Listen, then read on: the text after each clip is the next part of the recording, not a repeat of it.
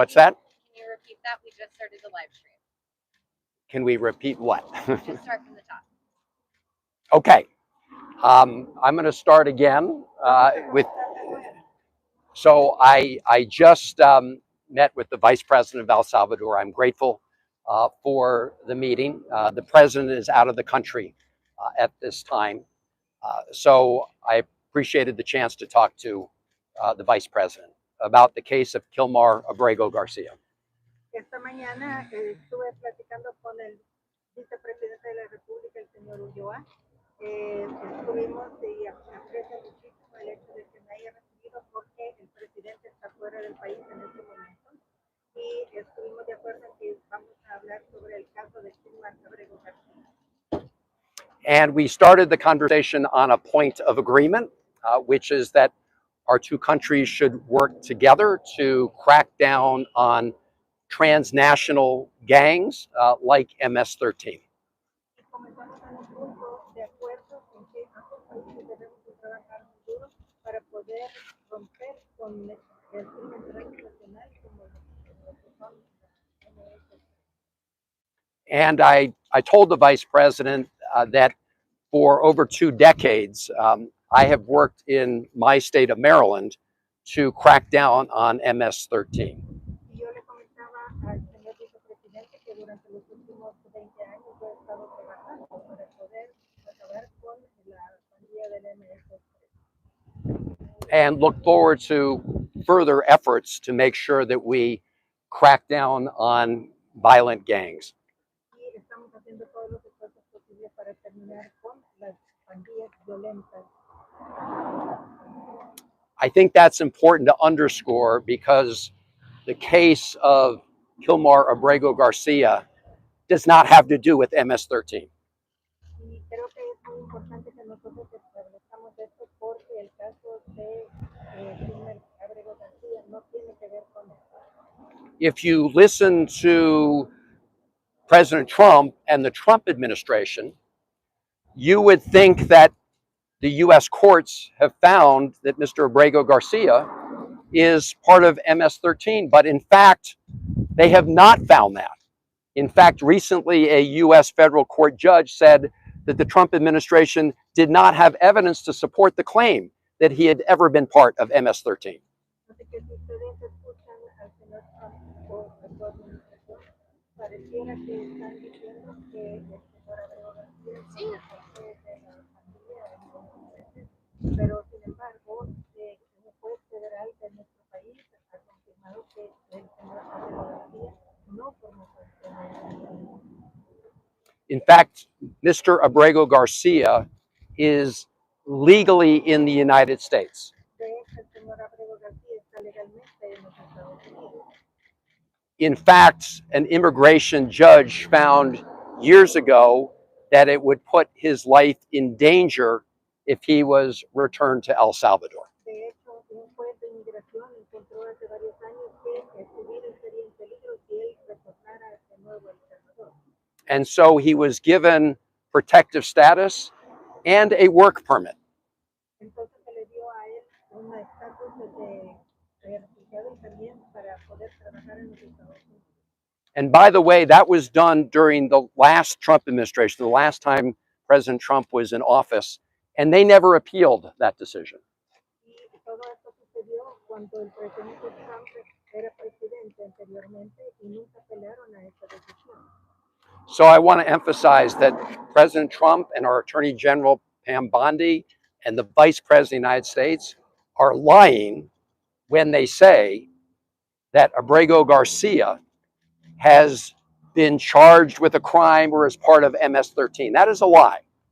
Así que quiero hacer constar que tanto el presidente como el vicepresidente están mintiendo cuando dicen que Abrego García ha sido acusado de ser miembro de la And this is a lie to cover up what they did. So what did they do? Y esta es una mentira para poder cubrir lo que ellos hicieron. ¿Y qué es lo que ellos hicieron? So they illegally abducted Mr. Abrego Garcia from Maryland and sent him to CCOT, which is a notorious prison here in El Salvador. Ellos lo que hicieron fue extraer al señor Abrego García de Maryland, de los Estados Unidos, y lo trasladaron a es una prisión. In fact, it's a prison where they say they send the worst of the worst, right? That's where they send the terrorists.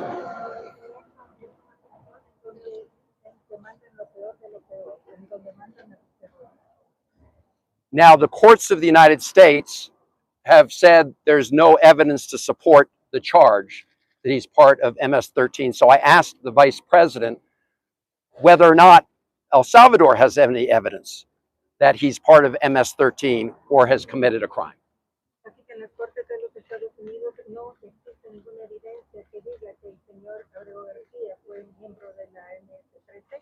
Así que la pregunta que le hice yo esta mañana al vicepresidente Ulloa es si El Salvador tiene pruebas de que el señor Abrego García sí es miembro de la MS-13. So I asked the vice president if Abrego Garcia has not committed a crime, and the U.S.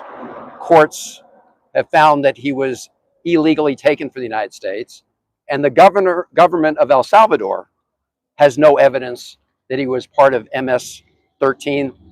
Why is El Salvador continuing to hold him in CICA? Entonces, si no hay pruebas contra el señor Abrego García de que entró ilegalmente a los Estados Unidos o que él sea miembro de la MS-13, porque en las Cortes de los Estados Unidos no hay evidencia, entonces, ¿por qué es que lo liberan? And his answer was that the Trump administration is paying El Salvador, the government of El Salvador, to keep him at CICA. Y su respuesta fue que el gobierno de El Salvador le está pagando. El gobierno de El Salvador está recibiendo un pago por mantener al señor Abrego García en El Salvador. And I pointed out that neither the government of El Salvador nor the Trump administration has presented evidence to support the claim that he's committed any kind of criminal acts. Entonces yo le dije que ni el gobierno de los Estados Unidos ni El Salvador ha presentado ninguna prueba de que el señor Abrego García ha cometido algún hecho ilegal. And so why not release Abrego Garcia today? Y entonces, ¿por qué no liberar al señor Abrego García hoy mismo? And he said what President Bukele said the other day at the White House, which that El Salvador can't smuggle Mr. Abrego Garcia into the United States.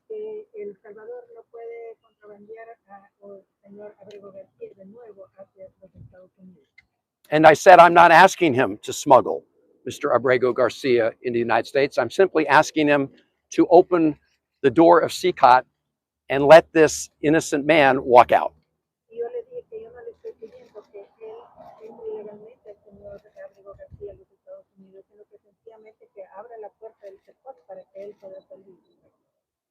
And I pointed out that the Attorney General of the United States, Pam Bondi, has said that the United States would send a plane to El Salvador to pick him up.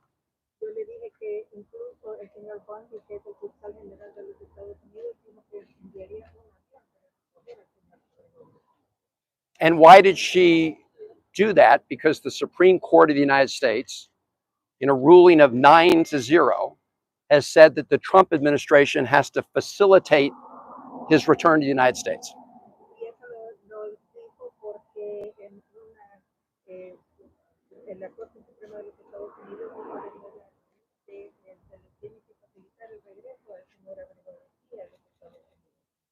Now, there's no evidence that the Trump administration is complying with that order.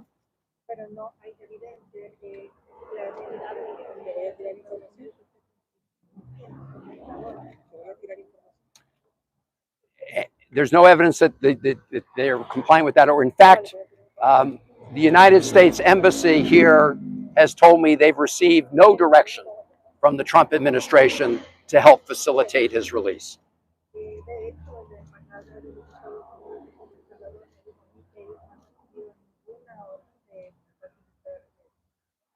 So the Trump administration is clearly in violation of American court orders. Así que claramente la administración de los Estados Unidos está en franco incumplimiento con las órdenes de los Estados Unidos. But that still leaves the question, why is the government of El Salvador continuing to imprison a man where they have no evidence he's committed any crime and they've not been provided any evidence from the United States that he's committed a crime? Y entonces la pregunta que resta por preguntar es por qué entonces el gobierno de El Salvador no le da cuando no hay pruebas que lo incriminen. So they should just let him go. Entonces deberían liberarlo, dejarlo ir. And they should let him go, and we will find a way to get him from San Salvador to Maryland, the state of Maryland. Deben de dejarlo ir y nosotros encontraremos una manera de hacer llegar desde El Salvador.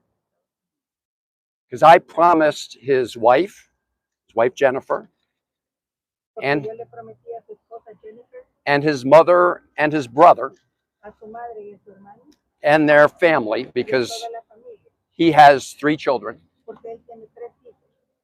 Some of them have severe disabilities. Algunos de ellos con algunos problemas. I promised them that I would do everything I could to get him out of CCOT.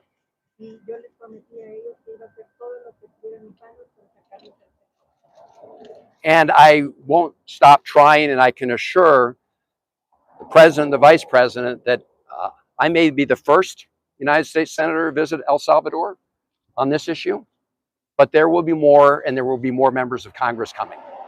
Yo les he dicho a El Salvador que tal vez soy el primer senador que ha venido para tratar este asunto, pero puedo asegurarles que no se van a venir muchísimos. This is an unsustainable and unjust moment, so it cannot continue this way. Este es un momento que no es sostenible, no puede continuar de esta manera. I also told his wife and family that I would try to meet with Mr. Abrego Garcia while I was here. También les prometí a su esposa y a su madre que iba a tratar de reunirme con el señor Abrego García mientras él estuviera aquí en el país. So I asked the vice president if I could meet with Mr. Abrego Garcia. Así que le pregunté al señor vicepresidente si yo podía reunirme con el señor Abrego García. And he said, well, you need to make earlier provisions to go visit CCOT. Y él me dijo que había que hacer ciertos arreglos previos para poder entrar a su I said, I'm not interested at this moment in taking a tour of CCOT. I just want to meet with Mr. Abrego Garcia. Y yo le contesté que yo no estaba interesado en tomar un tour, o sea, dar una vuelta, porque yo quería era tener una reunión con el señor Abrego García. He said he was not able to make that happen. Y él me dijo que no estaba dentro de sus posibilidades hacer que eso sucediera. He said he needed a little more time. Me dijo que necesitaba más tiempo. I asked him if I came back next week, whether I'd be able to see Mr. Abrego Garcia. Yo le pregunté que si regreso la próxima semana, si entonces sí voy a poder hablar con el señor Abrego García. He said he couldn't promise that either. Y me dijo que eso tampoco lo podía prometer. So I asked him if I could get on the phone, either video phone or just a phone, and talk to Mr. Abrego Garcia. Entonces yo le pregunté que si podía hacerle una llamada telefónica, ya fuera una videollamada o por teléfono con el señor Abrego García. So I could just ask him how he's doing so I could report back to his family. Solamente para saber cómo está y poder reportar nuevamente cómo estaba a su familia. He said he could not arrange that. Y me dijo que no podía hacer arreglos para eso. He said maybe if the American embassy were to ask, maybe that could happen. Me dijo que si tal vez la embajada americana lo pidiera, tal vez entonces podría suceder. So I will certainly ask the American embassy to ask the government of El Salvador to connect us by phone. Así que ciertamente yo voy a hacer que a la embajada de los Estados Unidos para ver si puedo hablar con él por teléfono. I asked him how about his family? How can he talk to his wife so that she can hear his voice? Y también hice la pregunta de que qué puede hacer la familia, su esposa, para poder hablar y que ella escuche su voz. I let him know that the family has requested that. y le dije que la familia ha solicitado eso. He said he was not sure whether he could make that happen. Y me dijo que no estaba seguro de poder hacer eso. So we have an unjust situation here.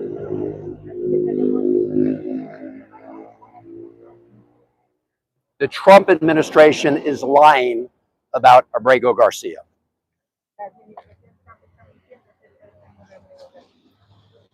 The American courts have looked at the facts.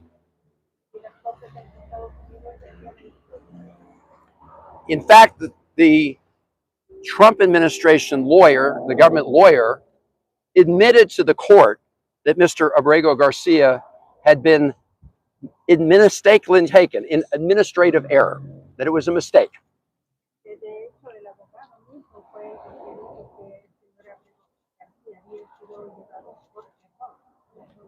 But instead of fixing the problem and addressing that injustice, do you know what the Trump administration did?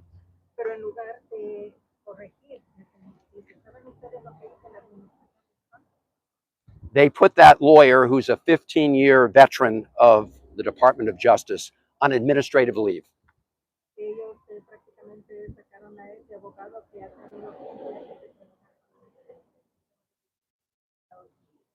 And berated that lawyer who told the truth to the judge.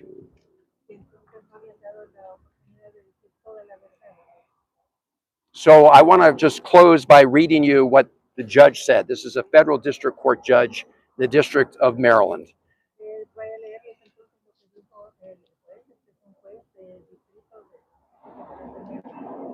And I'm quoting from Judge Zinnes here. As defendants acknowledge, and the defendants here are the government, or the Trump administration,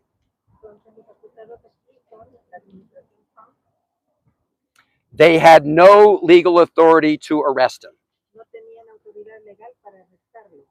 no justification to detain him, and no grounds to send him to El Salvador, let alone deliver him into one of the most dangerous prisons in the Western Hemisphere.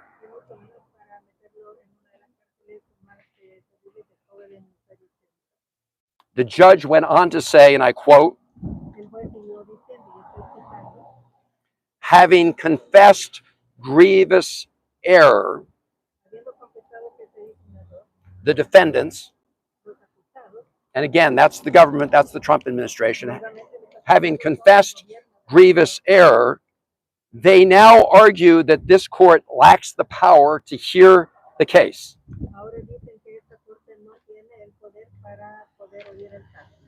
And that they lack the power, the court lacks the power to order Abrego Garcia's return.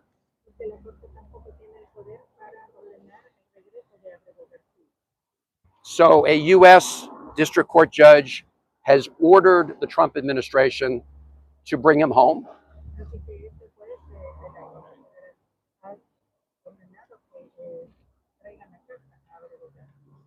The United States Supreme Court, by 9-0 vote, has ordered the administration to facilitate his return.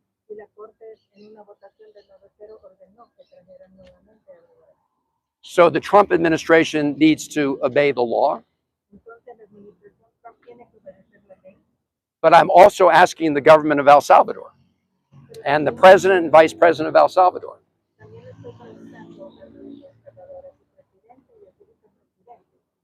not to keep a man who was illegally abducted from the United States and charged with no crime to remain in CCOT, when as a sovereign country, they have the power to let him go and let him go now.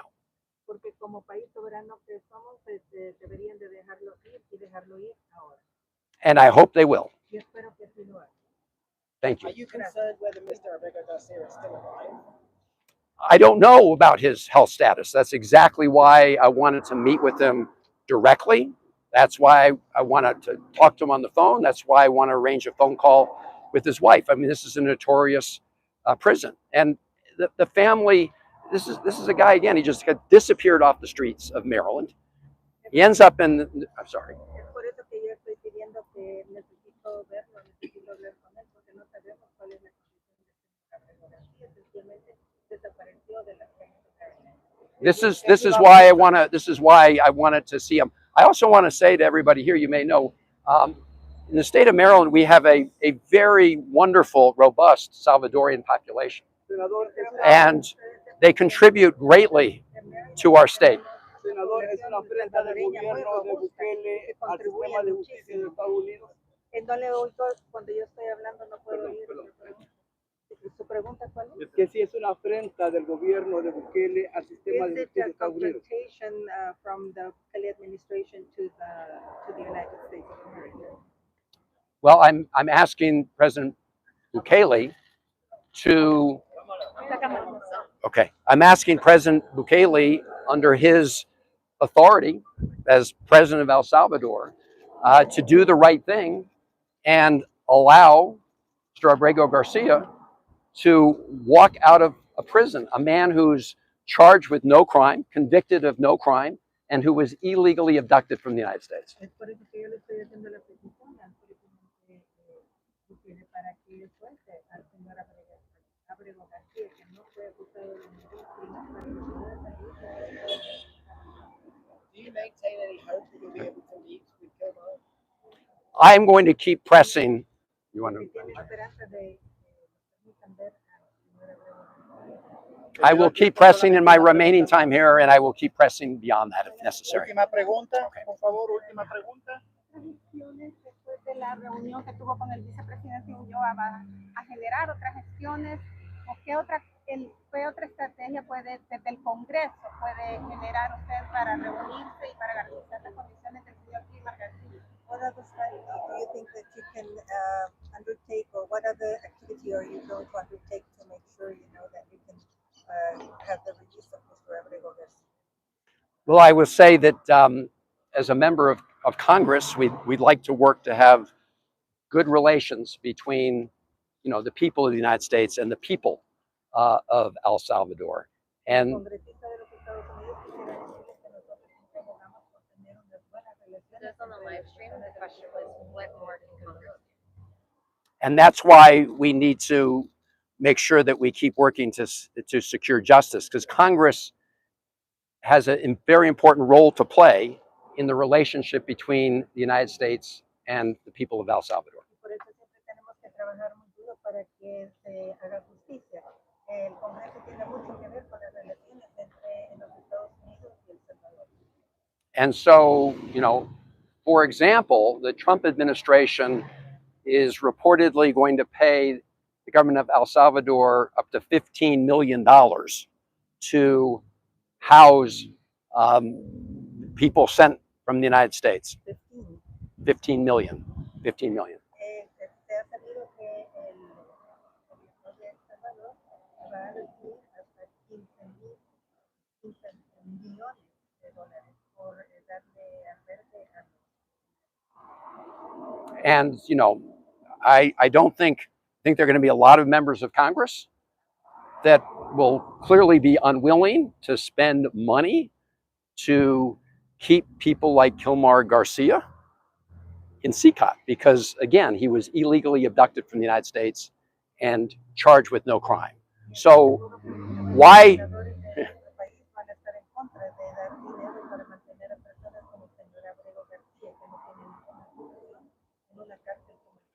So why should the taxpayers of the United States pay the government of El Salvador to lock up a man who was illegally abducted from the United States and committed no crime?